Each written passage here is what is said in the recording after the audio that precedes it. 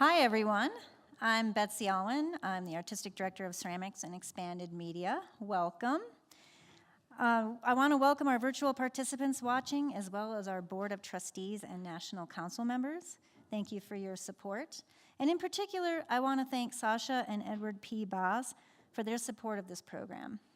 Today, we will be hearing from artist Karinne Smith. But before we begin, let's take a moment to silence our phones.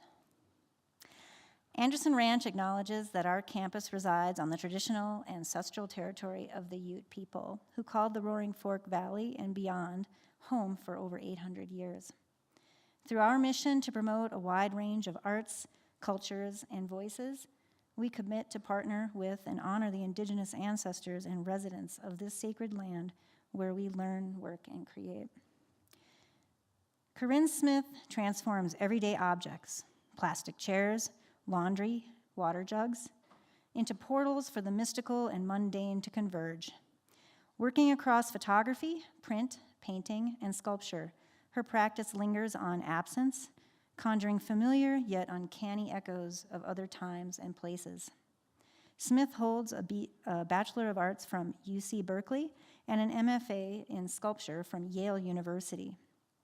Recent exhibitions include Melon Skin, a solo exhibition at M22 in New York City, group exhibitions Girl You Want at ArtYard in New Jersey, and Shapeshifting, or Synonyms for Skin, at the Hessel Museum of Art at Bard in New York State, and a solo exhibition just this year at Caravan Gallery in Texas. Please join me in welcoming Karinne Smith.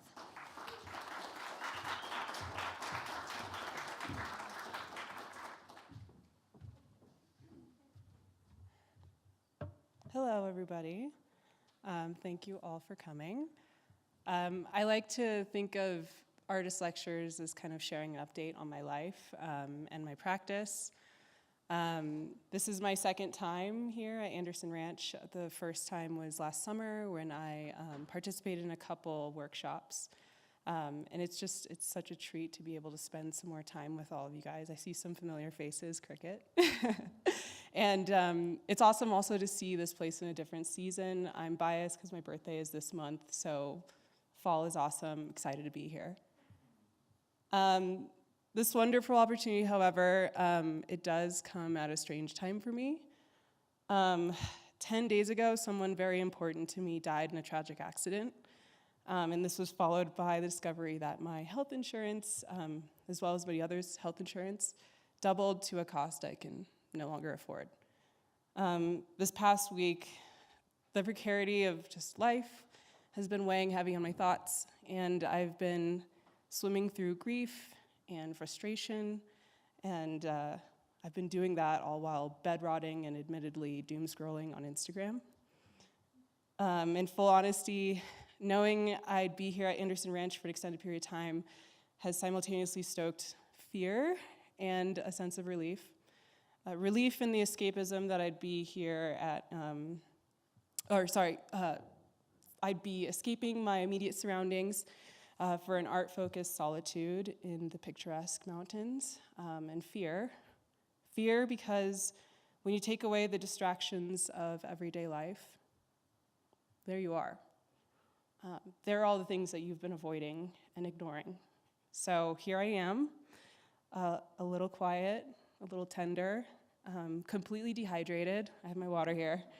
And I'm ready to embrace the opportunity to sit with who I am and where I am at this moment, and try and make something. So I hope it's beautiful, but more importantly, I hope that it's meaningful. So thank you for allowing the space, time, and resources for this work to unfold. The images that you see here, they were taken back in 2017 when I was processing my grandfather's passing. He gave me my first camera. And I kind of became obsessed with reimagining and replaying his last moments. And I was interested in how the objects that he interacted with, such as the white button I found kind of nestled in the carpet from when the medics ripped his shirt, how they kind of became embedded with a new meaning. I projected the sweetness of his memory onto these objects, and I began to wonder what I left behind in my wake. So I started a routine of documenting the sheets of my bed immediately upon getting up in the morning, and in doing so, it was almost as if I was dying each morning and capturing the evidence of my lived experience. So here's some of those images. At its core, this was an exercise in depicting the body through absence rather than presence of a physical form, which is still something to this day I consider in my more recent work. There I am in 94, or actually maybe 95. One aspect of my work that I don't get the opportunity to talk about too much is my process. So I decided to devote this talk today to kind of talk about the material discoveries that really excite me and push my work forward.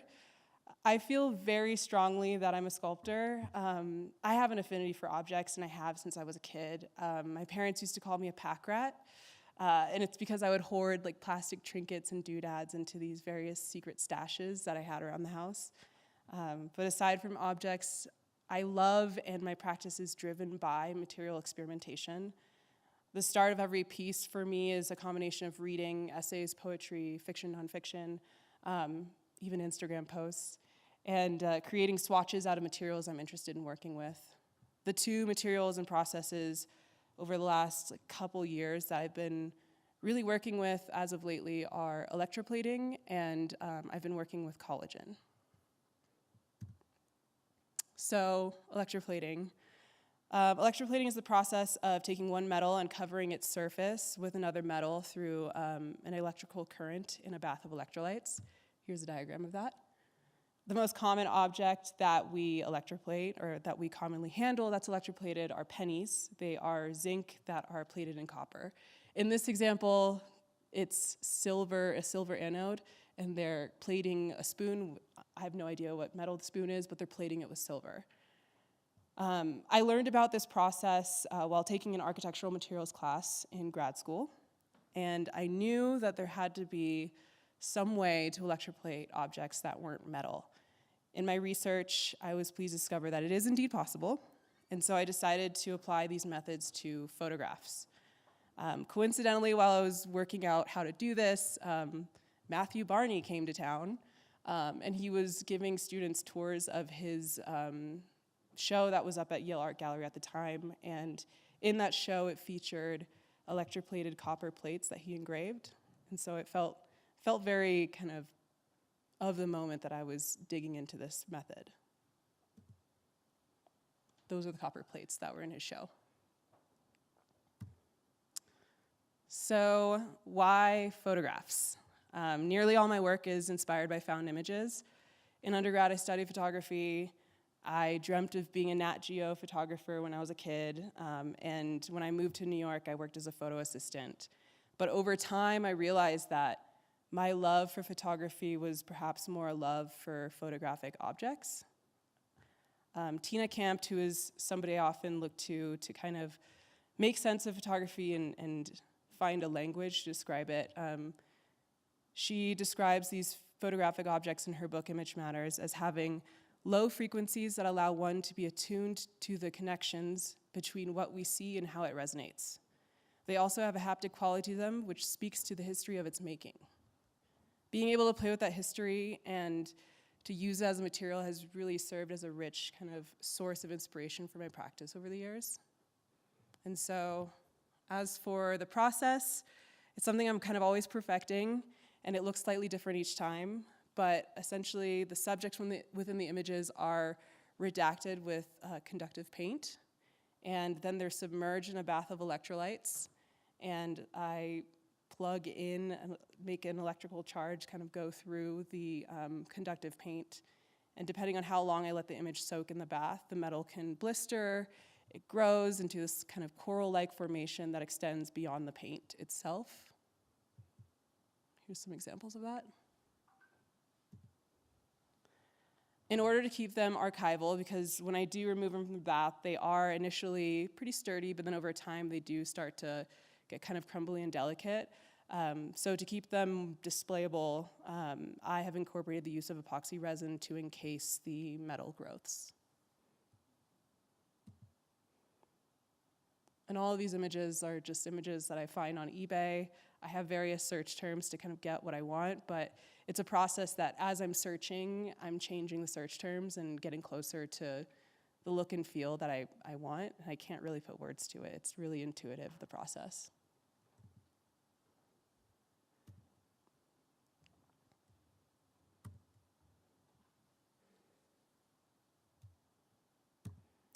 My interest in this method is connected to spirit photography and how the camera at the turn of the century was thought of as this device, like in addition to capturing kind of images and truths, it could also capture paranormal occurrences like ghosts and ectoplasms.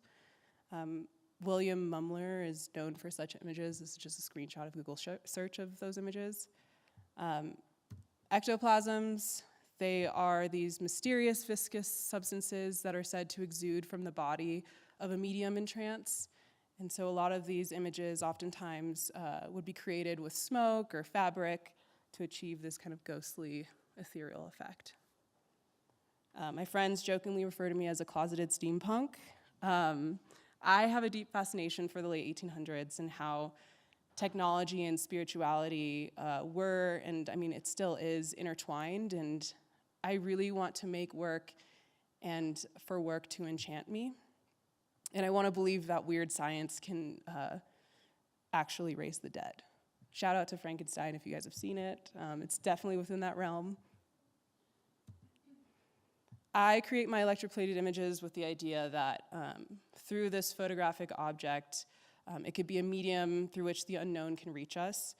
And perhaps through these experiments that alter its initial properties, one can crack open its secrets. The alchemical process of electroplating transforms these images into evidence of an action that is currently happening or has happened, and it's as if something is growing or being released from a two-dimensional plane. And so these are the latest works that I've made as of like a couple months ago. I've been really interested in the circus, especially because I came across an archive of large format negatives of Barnum and Bailey's 1966 circus show. This isn't from that, this is also from eBay, but this next one of this monkey is definitely from that collection.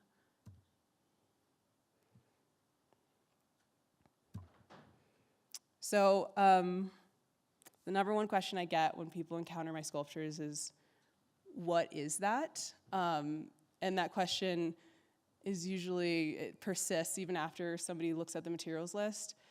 People have asked if it's plastic I'm working with. They don't know, and that's totally fine. I'm here to explain it to you today. Collagen has become a staple in my practice. Its notable features are its transparency, its membrane-like appearance, and its versatility to be made into a textile, a substrate, freestanding sculpture. It just depends on what mediums I use with it. I've been working for about 5 years with this material, and I have no intention of stopping. I love the material. It just encapsulates everything that I love about haunting and skin-like textures and play with all of that. And it's something that I discover more and more about its potential as I work with it. So the first thing that kind of comes to people's minds when they think of collagen is the protein powder or the skincare additive. It's like supposed to make you look younger or whatever. I think it's a little bit of snake oil, but to each his own. The kind I use is related to food. And more specifically, the bulk of my work is made with the thin casing that's used for sausage and for dry aging meat. So here's some old photos of it. And then, yeah, that's collagen right there. The next common question I get is, like, how did you even come across this material? And during the last semester of grad school, it was thesis time, and I was kind of going to my usual process of, like, let's see what we got, and let's start making swatches. And I had a cast-off piece of collagen from a failed experiment of making parchment paper, and I decided to pull it out and work with it. I had a meeting with an advisor, and she brought over a Diet Coke, and she left it in my studio. And I decided to put a clipping of collagen in the Diet Coke, and I let it sit for a week. And when I pulled it out, it was this leathery, just bizarre material that I knew had potential. I knew I could work with it in some sort of freaky way. So that's kind of how I got into it. And it's what formed my thesis, which is Pinky. So my first successful attempt of making a sculpture out of this material is with Pinky, which was, this one was completed in 2020.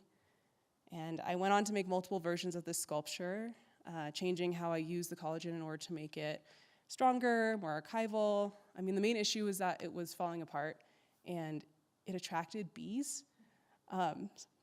Very weird. The first one lasted 2 weeks, so this is the first one, before it browned and crumbled. And I learned that this was because I used latex to reinforce the collagen. Big mistake.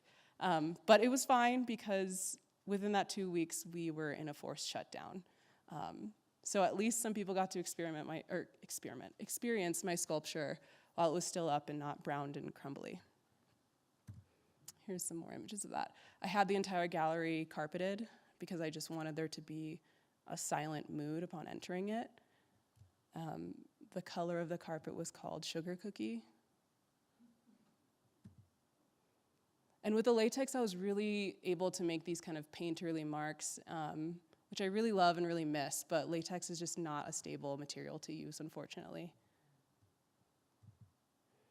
So the second one, pictured here, lasted 6 months. And the crucial switch that I made to make it last longer was I reinforced the collagen with platinum cure silicone instead of latex. With the silicone, yes, it lasted longer. I did miss out on some more kind of painterly effects that I was able to achieve with the latex, but I was fine with that. You know, I worked it out on my own. This piece was installed at ArtYard in New Jersey, and it was 9 feet wide by 10 feet tall and 13 feet long. So these things are huge. You can walk around them, smell them, get really close. This one also attracted bees, but the gallery was okay with that, which was great. And like I said, it was up for 6 months, but by the end of the 6 months, it was yellowing. And upon deinstallation, it just kind of crumbled. So the reason why the yellowing was happening is because I was using soda to make the color. And the soda I was using was cranberry ginger ale, which is not a great stable material to use. Like, don't use sugar. And this is why it attracted bees. Here's another. That's an experiment in my studio. So, the last one I've done, Pinky 3. And it's my most successful to this date. I feel like I have perfected this process of stretching the collagen and reinforcing it with silicone, as well as dyeing it with protein-specific dyes. And I've developed a way to finally make this work last for years and be reinstalled without any sort of color changes or structural changes to it. And this was installed at the Hessel Museum of Art at Bard College. It's 18 feet long by 9.5 feet wide. So I also just got bigger with the work as well. So get into the work. It's inspired by 2 images. One is a 1990s photograph of a young black woman in a pink dress that I found on eBay. There she is. And the second is a painted portrait of a girl from the British Regency period. I'm sure some of you have seen this image before. Through my rouge kind of application of the silicone and collagen, I created a connection between the young woman in the photograph and Thomas Lawrence's Pinky, which was made in 1794. And for those of you who did recognize this image, it's one of the best known portraits in the Huntington Library, which is a library I visited often as a kid with my mom. She had a membership there, so I spent a lot of time in front of this painting. And when I saw this image on eBay, it immediately took me there. And so I wanted to create a sculpture that somehow bridged that gap, but in a physical way. So the sagging, kind of fleshy materiality of the sculpture, it works to construct a visceral sensory experience, and one that coalesces the two young women, one white, one black, both in some ways unnamed, into a form that is beyond recognition.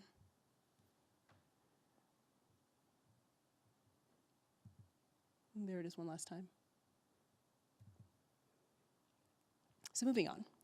Collagen, because it is normally used as casing for food, I figured then I could use it with food.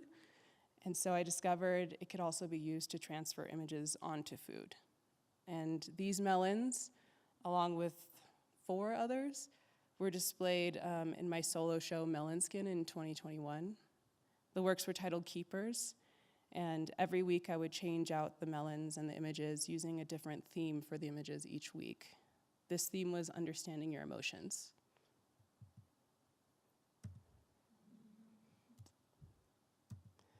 So the gallery itself is located in Chinatown in Manhattan, and it's nestled between these 2 markets that are just overflowing with fresh produce. And at the time, this was in the late summer, so there was lots of melons around, and I was experimenting with it as a substrate for images. So it just felt fitting to make this entire show out of these seasonal melons, and to keep unwanted critters, AKA roaches, out of the gallery. I had the melons resting on wall-mounted plaster forms that I made out of balloons, and then they were secured behind these oval glass domes that I had. So the images were transferred onto the collagen, and then they were placed on the melon half where it would begin to decompose in these containers. And throughout the week, it was kind of this, like, let's fuck around and see what happens. Because mold would grow, and it'd be different color mold every time, and things would bubble, things would kind of collapse, juices would form. Sometimes the dome would get steamy and create like an entire ecosystem for whatever fruit flies were hanging out on the fruit before it got there.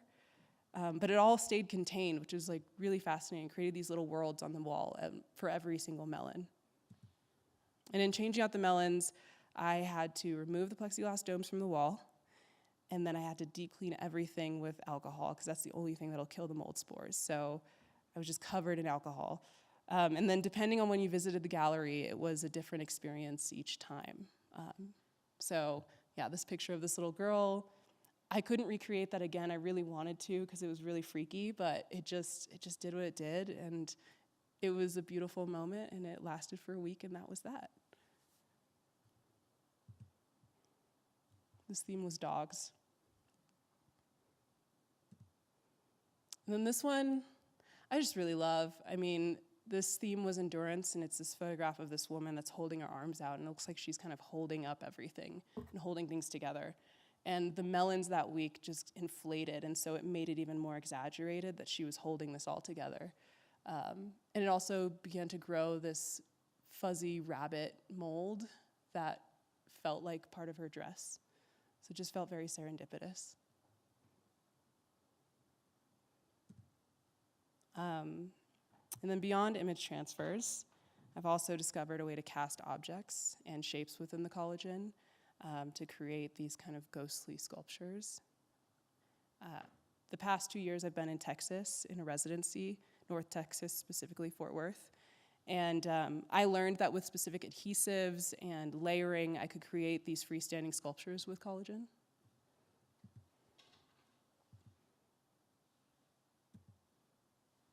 Much of the work that kind of came out of that time was inspired by desert waste, the kind of rusting, sun-bleached objects that get left out in the intense climate of the West. And I kept referring to this look as like desert folk.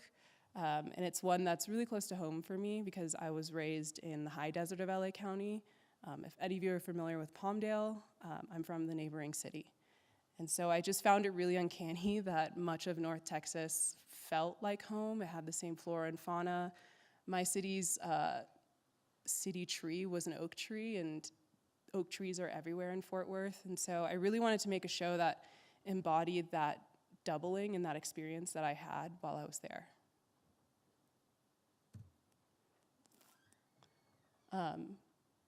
Rattlesnakes, very familiar with. They're all over Texas, they're all over California, and so I wanted to make these exaggerated 30-foot rattlesnakes. out of the collagen material. And they were hoisted in the air by these plastic chairs that I sourced off of Facebook Marketplace. I kind of wanted the whole thing to look like you were walking in on a seance gone wrong, and that they just kind of, they conjured something that they weren't ready to handle. So the doubling of these two landscapes, like my childhood home and North Texas, it was illustrated in the show through the use of pairs. So out of the 38 works that I did for this show, West Follies, 14 of the works were done in twos. So everything had a pair. And in my journal, I wrote about this decision. I made everything in twos for West Follies. The West loves binaries. I loved the idea of not making a series, but rather a vignette with just a beginning and end. In an even more pragmatic approach, the mental stress of making multiples is greatly reduced when you only have to think that you've made one, therefore you only need to make one more. I was mistaken in this, it was actually much harder. I'm sure there are in-depth theories about object relations, two being the basic unit from which one can compare one thing to another. I'm sure there are ways one can look through the body of work and see brother, sister, sun, moon, life, death, love, hate, twins, lovers. I welcome them all. This is another example of being able to cast with the collagen. Iron stars are everywhere in Texas, and so I really wanted to make a kind of quilting pattern out of that star. One of my friends one time told me that you shouldn't hold your artwork too precious and you shouldn't be afraid to fuck it up. And so my kind of response to that was to cut up these perfect stars. I mean, I made hundreds of them.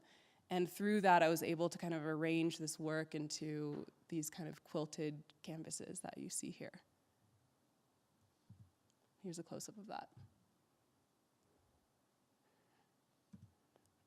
I mentioned earlier that I spent some time here last summer, and in addition to unexpectedly falling in love with printmaking, I was also able to use printmaking to kind of work out these abstract shapes that I was toying with. The two works here are results of that play, and they were also in the Texas show.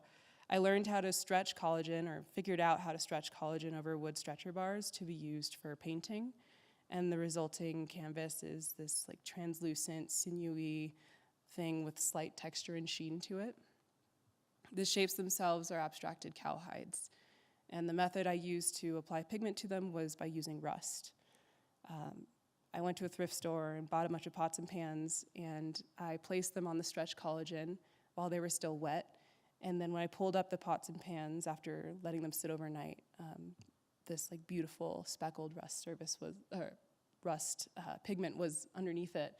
And so the one on the left, that was just kind of like moving it after one night, whereas the one on the right, I was kind of letting it marinate a little bit more and to get that really deep brown rust color.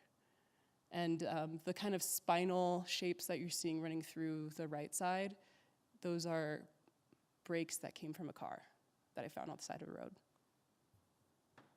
So, I mean, this is kind of the next area of inquiry for me. I feel like this is the way I want to move forward is making more paintings with this material. And so that's kind of what I intend to work on during my time here.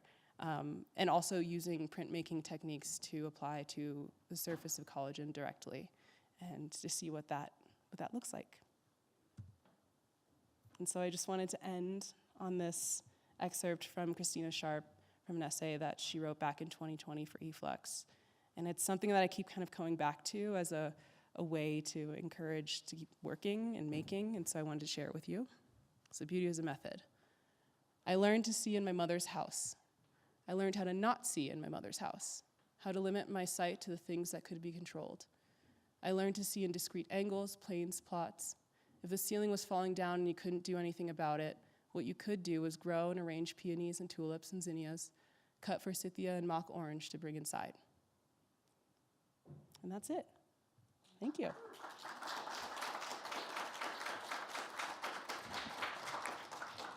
Thank you, Karinne. We'll take questions now. If anyone has a question, wait for me to come with the mic.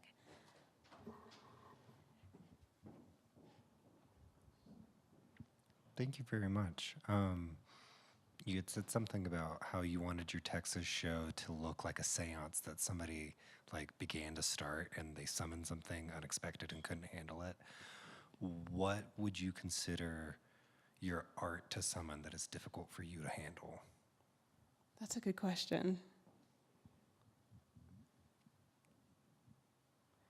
I think it's difficult sometimes to put to words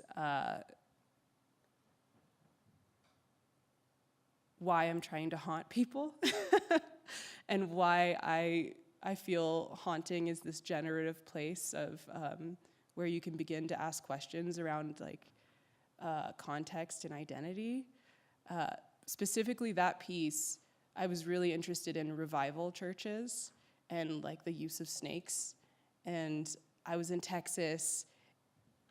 Dallas and Fort Worth are very different. Dallas feels very much like the South, and Fort Worth feels very much like the West. And I remember Ed explaining to me one time that the reason why is because in Dallas they grew cotton, and in Fort Worth it was ranching, and so it was just, it was a different way of life. And so I was interested in exploring kind of that tension of the South, and then also these out-of-control rattlesnakes, and the idea of summoning something that's from the dark underbelly of the South that we still can't really talk about and still struggle to put words to.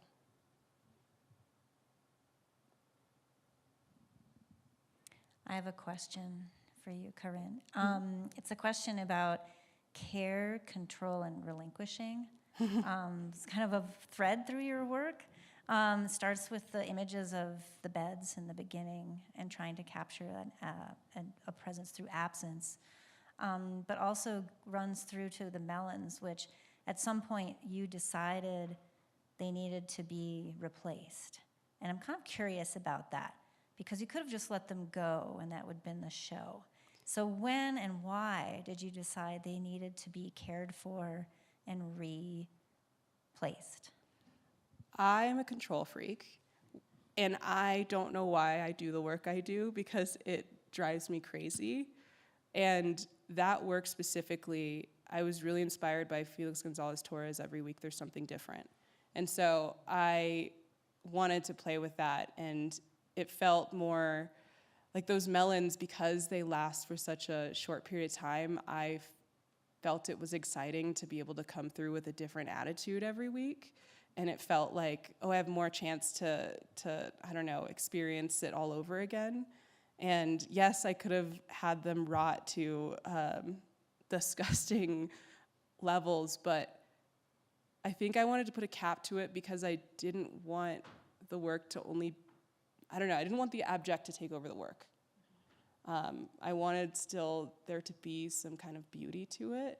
And not to say that abject things aren't beautiful, but I like beautiful things, and so I think death can be beautiful and acknowledging that can be beautiful, but I guess I wanted to put a limit to it. I wanted to control death, maybe.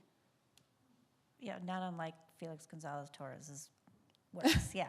I used to work for his archive, so I'm very familiar with his work, and I'm a huge fan, and so I also kind of wanted to bring that in.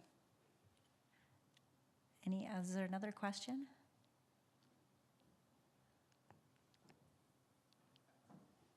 Oh, sorry. A little bit myopic, thanks. I'm interested in the association with collagen and this kind of fountain of youth, and how it's my understanding that it's something that our bodies naturally produce, right? But we sort of like, it's diminished as we age.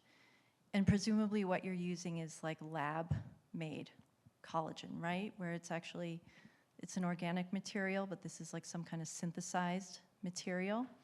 So how does that really strong association with like this ingredient in beauty products and stuff play into this work? I feel like it was really strongly associated in those pinky works because I felt like it was kind of touching on this femininity and prettily pink and kind of the way, especially that first one that I made, it was held up by double stick tape, and as I was installing it, I got my hair in it, and like you could see my skin, like, you know, when you take tape and you rip it off, and there's that kind of cast of your hand there. And so I felt like that one felt more associated with the grossness of beauty, and thinking about the wax strips left over after you've peeled them off, and those kind of things. I felt like it was more related to, I was more speaking to collagen and as a beauty product, and also the kind of more human quality of it, that it's the thing that is produced in us and holds together our entire body. And I think as time has gone on, I've kind of distanced myself from that.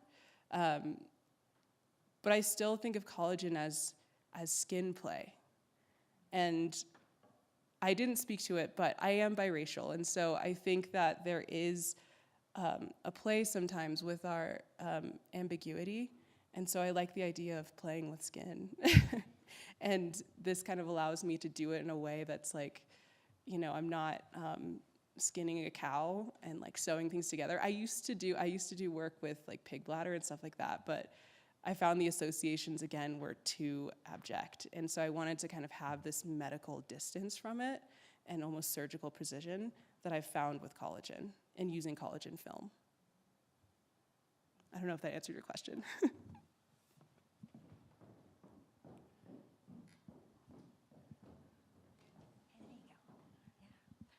Hi, yes, so the invitation and the email invite from Anderson Ranch Art Center, the photo of you, I wondered if you could talk about some of the objects in that photo. Yeah, let's talk about it. So that photo is crazy, and it was made during a breakup. And so it's actually, gosh, it's been 5 years ago. Like I made that November 2020. And I was kind of in the depths of a breakup, and I decided, the song 34 plus 35 by Ariana Grande came out, and one part of me was like kind of disgusted at this sterilization of sex in pop music, and like it just felt so childlike, and I thought that was gross. But then also another side of me was like, no, let's lean into it. It's fun. Like maybe girly pop can be fun, and maybe it can be healing in some sort of way. And so I wrote a Ariana Grande fan fiction about a sexual encounter with an elf that turns into a snake. And I decided to do a drag version of Ariana Grande, and I took a mashup of all of her songs on that album and slowed it down like DJ Screw style, and then put karaoke style lyrics over it. That was the fan fiction, and I was just in the background kind of like flipping my hair and doing whatever. And so that's where that comes from. And if you want to see that image, I think it's the one we have on your bio. It's on my Instagram. Yeah. The video is on my Instagram too. It was kind of something I wanted to do exclusively for Instagram. And I'm proud of it. It's definitely a weird moment in my lore, but it did get me through the other side, strangely enough. So breakup art isn't always bad.